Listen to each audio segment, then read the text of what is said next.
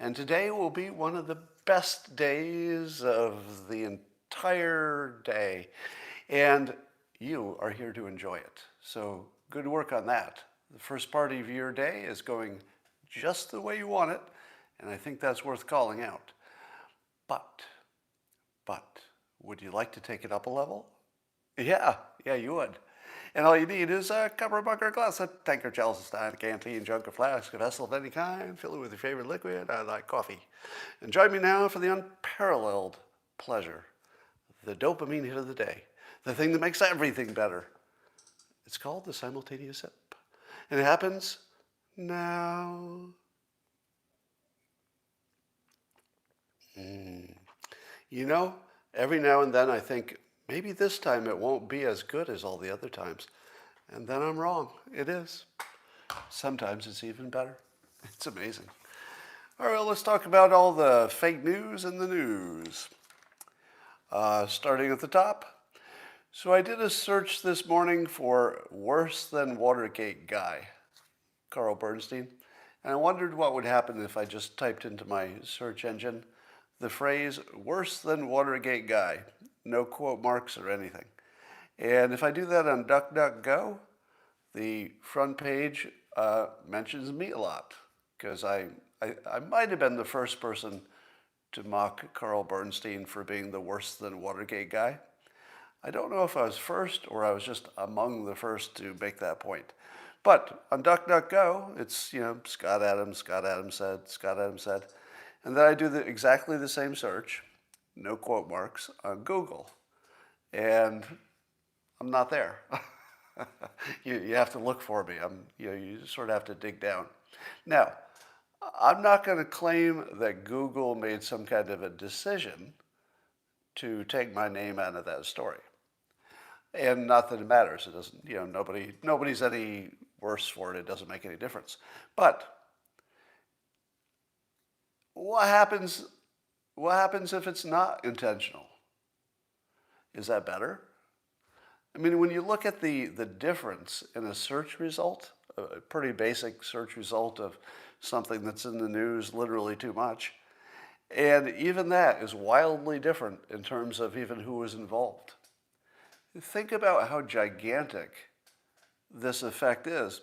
And if you imagine the worst, you say, well, they're human beings making these decisions and, trying to cancel people and that sort of thing. But what if it's not that? What if there's no human being who's making any decisions? It's just the algorithm, and two algorithms give you completely different results. These algorithms are becoming the brain of the world. At what point does it become impractical to make any decision that would look dumb if you made a Google search or just a search, right? We're pretty much training ourselves as humans to not make our own decisions. You see that, right? Because in the old days, without internet, if you said, Scott, what are you going to decide on, I don't know, taking a vaccination or not, or anything? And I would say something like, well, I don't have a time to go to the library and check out a book and research this topic, so I guess I'll just make up my own mind and, I don't know, guess, use my bias or something. I wouldn't have much information. But what happens when the internet exists? Well, if the internet exists, I'm going to go search for the answer. Scott, what are you going to do about taking a vaccination? I don't know. I'll go search for the answer. Should I take it? Is it safe? And then I'll probably do something that's informed by my searches. So in a way, my human decision-making, totally flawed because I had less information, is being outsourced to an algorithm, not even to another human, to an algorithm. And I don't know what's going to happen. Who knows what's going to come back? Today, for example, there's a news story. It's a little bit early on this story, so we might find out a lot more about it. But apparently, some Russia-linked PR agency contacted influencers, social media influencers, in France and Germany, and tried to pay them to say that the Pfizer vaccine was killing people. Now, I guess this got uncovered, so it's not going to happen. But think about this. Somebody was willing to pay influencers to say bad stuff about a vaccine that's probably saving millions of lives. And, of course, your mind goes to, well, this is a Russia disinformation thing, trying to hurt France and Germany, or maybe trying to make their own vaccination look better or something. Who knows? Maybe it's just a play on the stock values. But this is the sort of thing where imagine that this had worked. Imagine that these influencers had been able to do the influence that somebody tried to pay them to do. When you did a Google search, would they come up? Because they're influencers. It might. So not only are we outsourcing our decision-making to algorithms, but we don't know anything about what those algorithms are being influenced by. Is it influenced by money? Is there somebody behind there pushing a button? Is it just artificial intelligence? Is it random? Is it nobody? It's not anything. It's just a bunch of forces coming together. But we basically turned the process of thinking about stuff and making decisions into a completely unknowable process where you just send it into the internet and who knows what kind of result you get or why you got it. It certainly wouldn't be related to whether it's true. That's the last thing that's likely to happen. All right, speaking of influence, Rasmussen reports that they asked how many people had, these are likely voters they usually talk to, and they say, how many of you have a very favorable opinion of Dr. Fauci? Now, this is just the top category, just the very favorables. Liberals, 67% had a very favorable opinion of Dr. Fauci. Conservatives, 17%. Now, I think we're all accustomed to the fact that a political question is always going to be divided by political lines. But what exactly made the virus political? I believe that this number, this gigantic difference between 67% liberals saying that Fauci had a very favorable opinion versus 17% for conservatives, this is this gigantic difference. And as far as I know, there is no political element whatsoever to a virus. I mean, we overlay that stuff, but the virus itself doesn't have any politics. The science doesn't have any politics, per se. Nothing that would be associated with left or right or constitutional or wokeness or anything. Can you give me any reason why these numbers should be so different? Is it because conservatives like to flout the law? No. Even the way that each side acted in the pandemic was sort of opposite their normal behavior. In a way. I mean, you would expect the liberals to say, stop putting your laws on me, I won't wear a mask. But instead it was conservatives. A little bit non-obvious to me. You could make an argument that it was obvious. But I just don't think that we're seeing anything but pure persuasion and team joining here. I believe that the news networks tried as hard as they could to make it sort of a side versus side thing, because they kind of need to, and they succeeded. It looks like the news business turned this into a political question when there's no political element to it whatsoever. I mean, somebody has to be in charge, and they belong to a political party, but still, they're just going to tell you what the science says, and then you get to make up your mind. It shouldn't be political at all, but it did. It became very political. So I feel like in a normal political question, you don't see this effect so badly. So if somebody says, hey, what do we do about abortion? And then you do a poll on it, you know what it's going to look like, right? The conservatives will be largely against it. The liberals will be largely in favor of abortion. So if there is a political element, you know where the poll is going to come out. But This is the weirdest thing, that we literally just sort of said, okay, what side are you going to be on? You guys will be like against the vaccine, and so we'll be more for it. I swear to God, it just looks like it was a sport, and we just picked sides.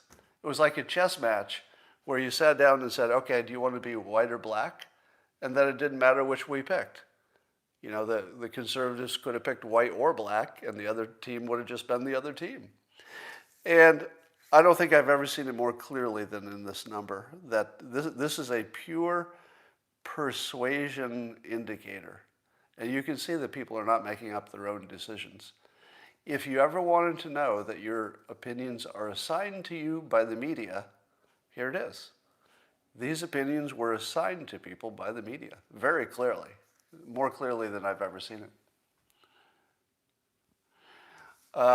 Maple Bob says, once the censorship starts, it's in the realm of political. Yes, but the censorship doesn't start until somebody's decided to make it political. I mean, that's a decision. It doesn't just happen. Let's test our ability to predict. So one of the weird things about the pandemic is that we didn't see it coming. I mean, some experts did see it coming, of course, but most of us didn't see it coming, and then it was this completely new situation that most of us had not lived through in any meaningful way. So because it was a fresh field and not the old stuff we're always talking about, we all got to make predictions. And what's also interesting is that because the pandemic has sort of a limited time frame, you actually get to see how your predictions come out. And so this is the point where you should either be building humility or arrogance, I suppose, because you can see how you did. All right. I'm going to, you dismissed the lab theory. Thank you. I wanted somebody to come on here and misrepresent me, because I was going to get to that anyway. And we see the first one. So I'm being widely misrepresented by people who say, you said that the lab theory is debunked. Never happened. Nope. I'm hearing it a lot. A lot of people are saying to me, well, Scott, you said it didn't come from the lab. Nope. Never happened. And if you remember that happened, you might be a narcissist. You might be. Here's what I did say. I said there's no way that China intentionally released a virus. No way intentionally. If you lose the word intentionally, you're losing everything. It's the intentionally that I said. Did I ever say there's no way that the virus escaped from the lab accidentally? Of course not. Of course I never said that. How could I possibly know that? And it does seem like the most likely possibility. What are the odds? It started really near a lab that does that kind of stuff. So no, there will be lots of people who will tell me that, Scott, you said it wasn't the lab. Nope. Nope. You are having a false memory. And you might be a narcissist, because one of the things I learned is that narcissists have exactly that kind of false memory. Sparky says the people who planned the pandemic saw it coming. I don't think anybody planned the pandemic, Sparky.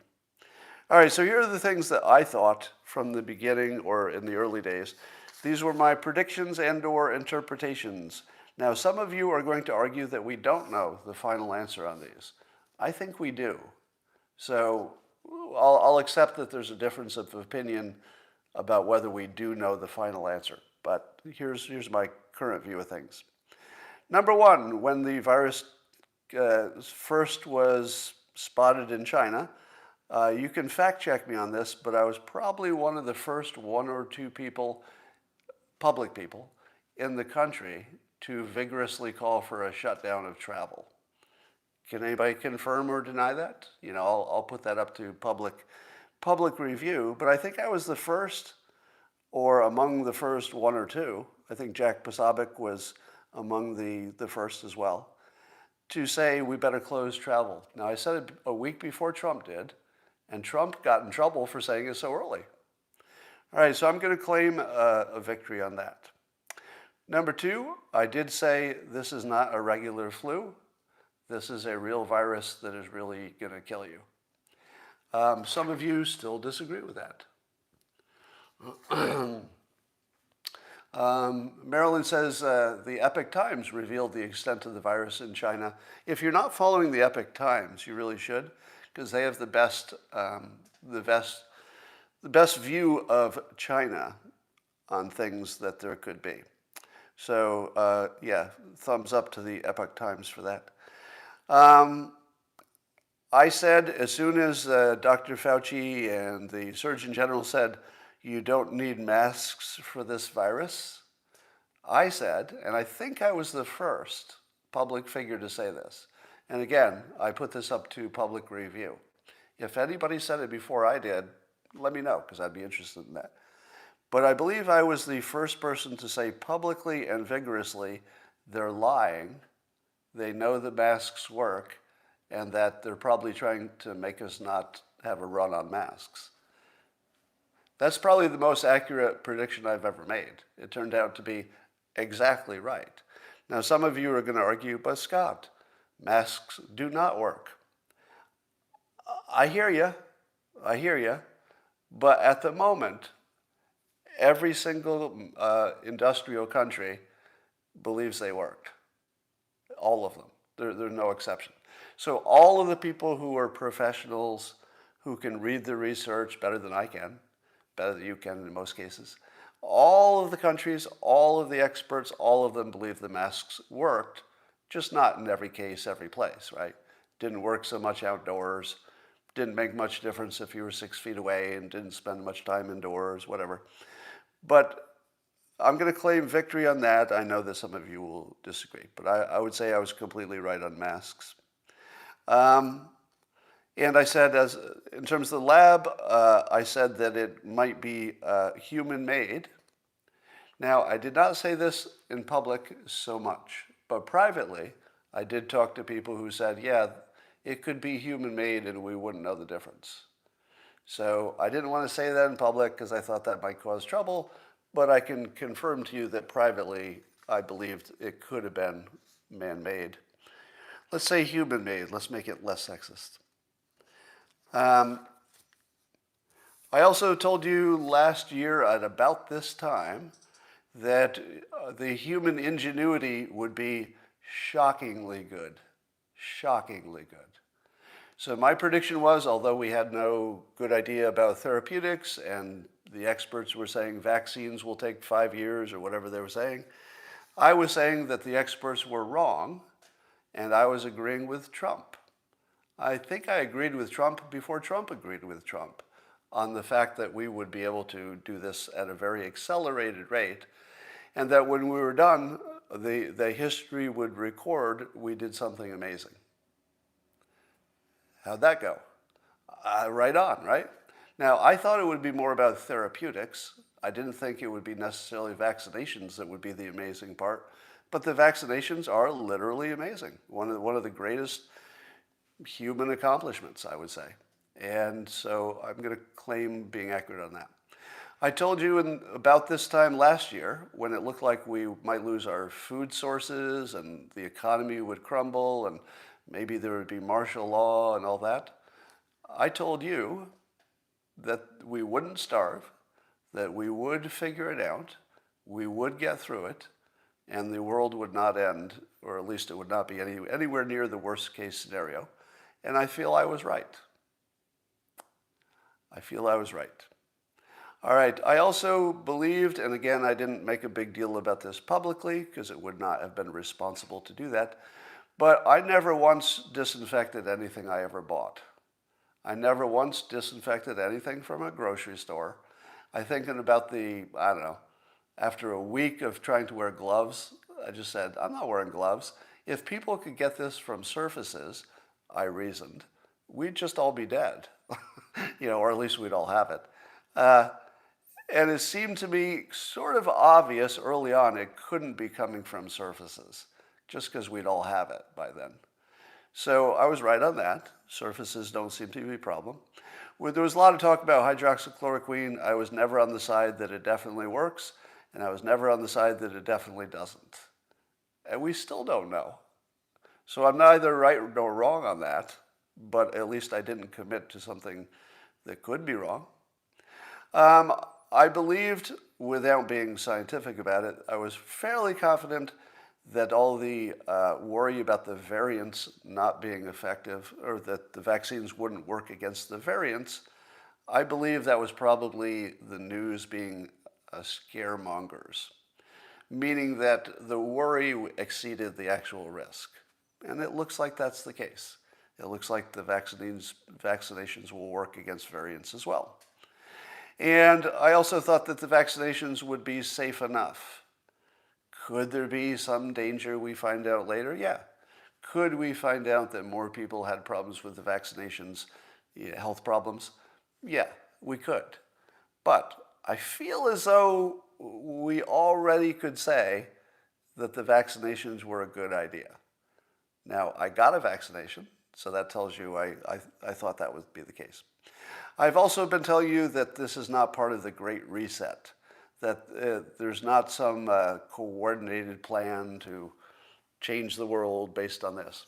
Now, of course, the liberals and Joe Biden are going to try to do as many liberal things as they can, but that's just a result of the election. That's not because of the pandemic. So I don't think there was ever a Great Reset any more than I believed QAnon, and I think that that's turned out to be true. I also told you that it would be the public that decides when masks and social distancing is done, not the government. And I think I'm right. I believe the public is leading the government on the demasking, and should. That's the right way to do that. And I also told you that we would get to the end of the pandemic. Sparky says, you believe the MSM, the mainstream media, longer than you should have. Sparky, you need to give me a real reason, like an actual topic. What are you talking about? Don't make global statements like that. That's what narcissists do. A narcissist makes a global statement like, you didn't believe, or you believed the mainstream media too long. What's that mean? Give me a specific, right? That's just basically a complaint about me. That's not even talking about a topic. So, and by the way, that's probably projection. So Sparky, that probably is an indication that you believed the media too long. Don't know that for sure, but that's typically what that would predict. And sure enough, we cannot tell whose leadership decisions made a difference. If you think that you can tell if DeSantis was better than some other state, I don't know if you can. I just don't know if you can. And you're saying to yourself, but Scott, DeSantis, got to the same end point, not that much difference in dying. He got to the same end point, but with much lower unemployment. So you can't compare. They both had roughly the same outcome of deaths, but one of them had much better employment numbers, so that's the one that wins, right? No, because we don't have an employment problem. There is no unemployment problem. So if one state has high unemployment and one has lower unemployment, it actually tells you nothing. Nothing. Because everybody who wants a job can get one. It's just that in one state, they're not looking for them. Because maybe they have benefits, maybe they just don't need it for whatever reason. But there are plenty of jobs. Just walk down the street. There's help wanted on every business in my town. So, no, you cannot determine that anybody's leadership did better. It may be true. It could be true that leadership made a difference. My prediction was you wouldn't be able to see it in the data. You just wouldn't be able to sort it out. And I think that's true. All right, so those were my predictions and how they turned out. And I would, rather than comparing yours to mine, which is not really the point here, what you should do is compare your predictions to yourself. How'd you do? And if you predicted everything wrong, take that into consideration next time.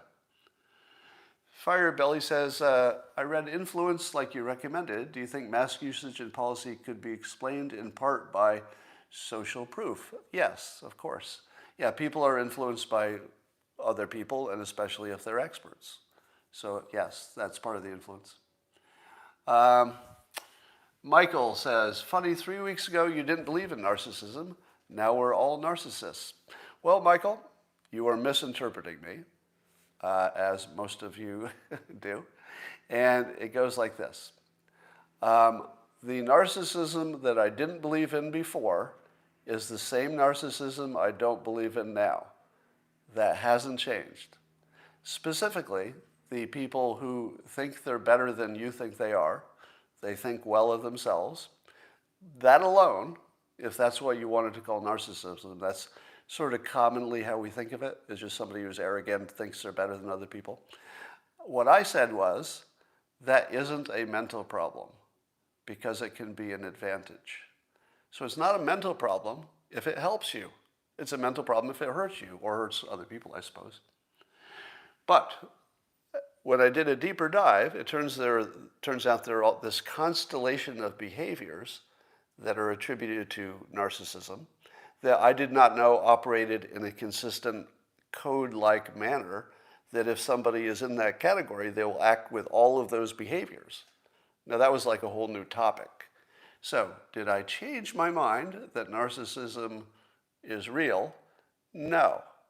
The way I defined it before, it's still not real, and science agrees with me. The way I learned it should be defined, it has always been real, and I didn't have an opinion on it because I just didn't know about it. So, I am better informed, but I'm not wrong about what I said before. I'm actually completely right about that, and you can confirm it. Just look up what experts say about grandiose narcissism. They will tell you it's not necessarily a problem for the person who has it. It might make them exceed their expectations.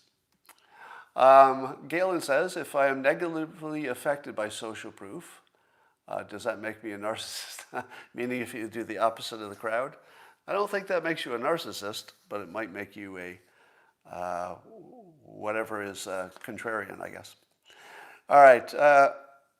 Have you noticed that the stories in the press about inflation are all confusing and contradictory and terrible?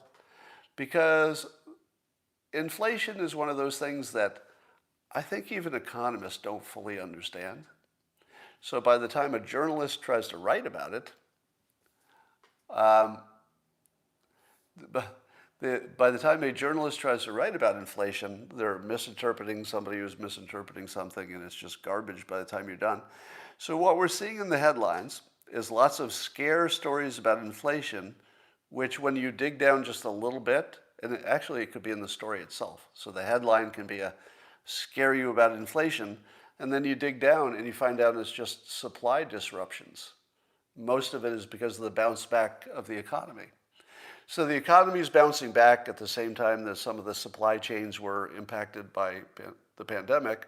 So there's just a temporary price increase because there's a supply and demand problem. So that looks like inflation. Our energy costs are going high because a pipeline got stopped and some other, green concerns. But that has nothing to do with inflation per se. Those are special cases and usually temporary. So is there a baseline inflation? We actually don't really know yet. There should be. I mean, all of the forces are in play that we should see inflation. I don't know how we could not. But we're not seeing it yet. We're seeing mostly special cases. So just be aware that the headlines are sort of scaremongering about inflation at the moment, but that doesn't mean they're wrong. It could be that it's going to emerge. We just haven't seen it exactly yet, but it's being reported as if we are. Here's a related scary story. Have you noticed that QAnon stuff is just missing from the internet now? Remember all those Twitter accounts you'd see and all the QAnon people, and you'd see them all the time, even if you were not one of them, at least if you tweet to the people I tweet to. And the news on Axios is that researchers from the Atlantic Council's Digital Forensic Lab found that the volume of QAnon content available online plummeted following the moderation changes at Google, Facebook, and Twitter. So in other words, Google, Facebook, and Twitter started looking for content that would have classic QAnon references in it and just got rid of it. Now, they succeeded. Now, I don't think that the world is worse off because Q went away. And by the way, do you know that Q stopped posting? So if you believed in Q, do you still? Really? Because Q kind of went away. Q's gone. So the internet and the big platforms made an entire category of thing just go away. In this case, was it a good idea or a bad idea? Well, it probably didn't hurt anybody. I don't think anybody got hurt by this.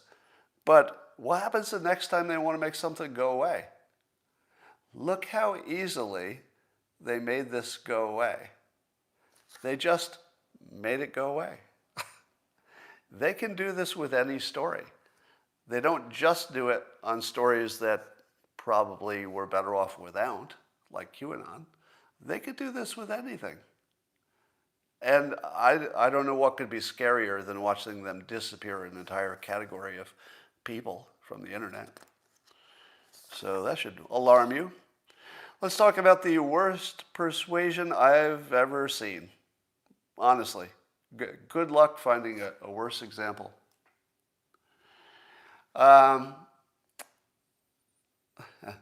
Rebel asked me how much I prepare for this. Well, I'll show you.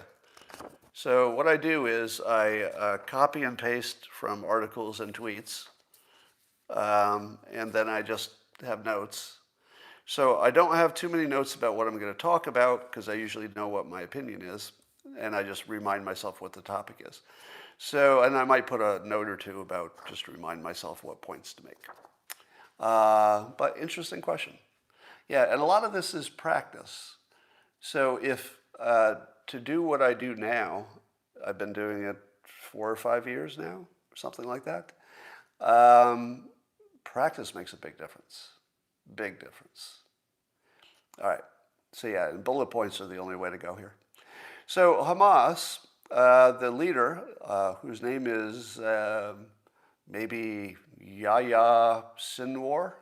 Are you serious? I just noticed his last name is Sinwar. Sinwar.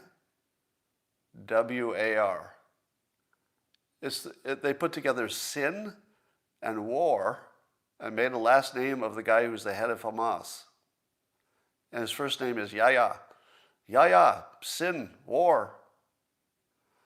If this is not the simulation talking to us, I don't know what is. I mean, really. Anyway, so this asshole who's been hiding from the Israeli bombs, he decided to come out in public so people could see he's real.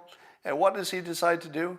He decides to hold up for the camera a young child and to make sure that the young child is holding the assault rifle just right and is wearing camouflage.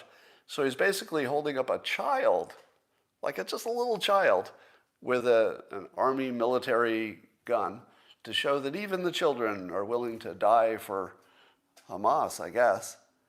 And I thought to myself, what is the one thing that Hamas has going for it? Just one thing. They have one thing going for them, which is their human shields, their children in particular.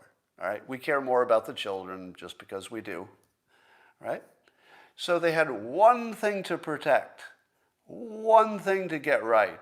Hey, Israel, you're killing our children. It's all they had. They had one thing. And this fucking asshole takes a Palestinian child and does the only thing you could do with a child to make people want to kill it. The only thing. The only thing you could do to make an ordinary person want to kill a child is to do what he did. Dress him up as a terrorist and show that that child will kill you. And then I say, fuck it, I'll kill that child. I'm probably going to get kicked off of YouTube for this.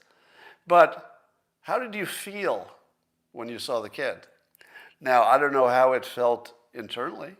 Did all of the Hamas people say, well, that's great, yeah, children, Let's send our children to die. Yes, yes. Is that what they said?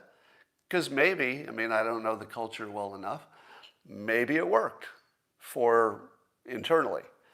But he's not just persuading internally, he's persuading the world. And he took his only asset. The only asset is that we cared about them. And we cared about the children in particular.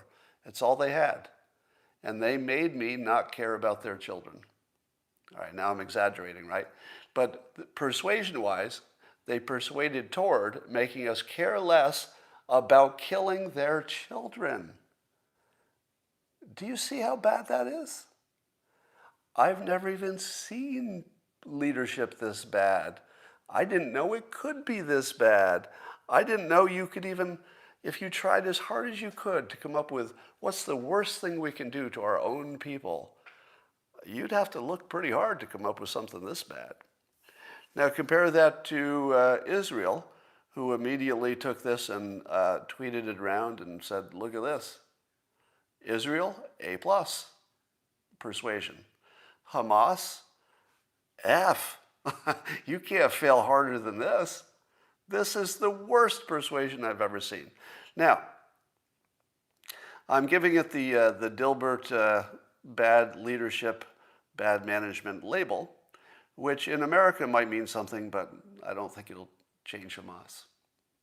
But it should be worth noting that the perhaps one of the most public critics of management has just labeled Hamas poorly managed. So on top of whatever the politics are, all right, you even divorcing from the politics of it all, which is hard, but you can do it. If you just look at the talent, just look at the skill, none. None. Hamas, you just need to get some leadership there. Fix that, jeez.